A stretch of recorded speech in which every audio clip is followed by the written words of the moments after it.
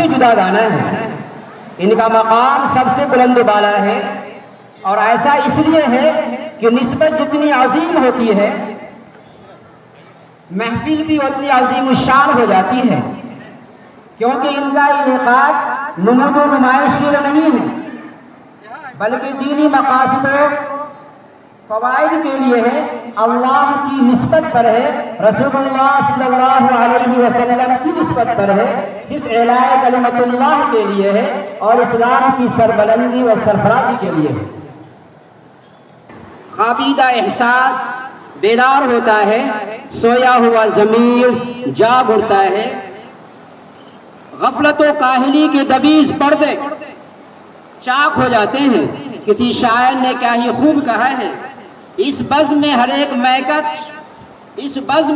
ایک میکدش یا میکش کو وحدت کا پیغام دیتے ہیں، اس بزم میں ہر ایک میکش کا وحدت کا جام پلاتے ہیں،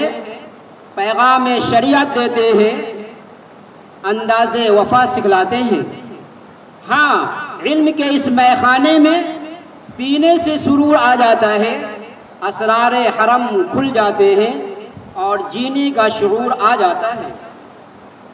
معزز سامعین کرام، آج کا یہ روح پرور اجلاس در حقیقت ان خوش نصیب اور نیک بخت طالبان علوم نبوت و علوم اصلیہ کے اعزاز میں منعقد کیا گیا ہے، جنہوں نے اس ادارہ اور اسکول کے تعلیمی مشن کو نہ صرف سمجھا بلکہ دل و جان سے اس کو اپنایا اور اپنے روشن مستقبل کی تعمیر و ترقی کے لیے ہر طرح کی مصروفیات کو بالائے طاق رکھ کر اپنی تعلیم پر ہمہ وقت توجہ دی اور ادارے اور اسکول کے منعقدہ امتحانات میں امتیازی و اعلیٰ نمبرات کے ساتھ کامیابی حاصل کی۔ آج اس روح پرور تقریب میں ان باکمال طلباء و طالبات کو قیمتی انعامات سے نوازا جائے گا، اسی طرح ان طالب علموں اور طالبات کو بھی گناقد انعامات سے نوازا جائے گا جنہوں نے 100% درسگاہ کلاس میں اپنی حاضری مکمل کی۔ یقیناً یہ دن طلباء و طالبات کے لیے ایک یادگار اور تاریخی دن کی حیثیت رکھتا ہے۔ محفل کی مناسبت سے علامہ اقبال علیہ الرحمہ کا شعر یاد آ رہا ہے، جو ممکن ہے طلباء و طالبات کی شخصیت کو سنوارنے اور سجانے میں معاون ثابت ہو۔ وہی ہے صاحب امروز جس نے اپنی ہمت سے زمانے کے سبن سے نکالا گوہر فردا۔ علامہ اقبال کے اس شعر میں طالبان علوم نبوت و علوم اصلیہ کے لیے ایک اہم انوکھا پیغام ہے۔ جو طالب علم اور طالبہ اپنی زندگی میں کچھ کر گزرنے کی ہمت، جرأت، عزم و حوصلہ رکھے،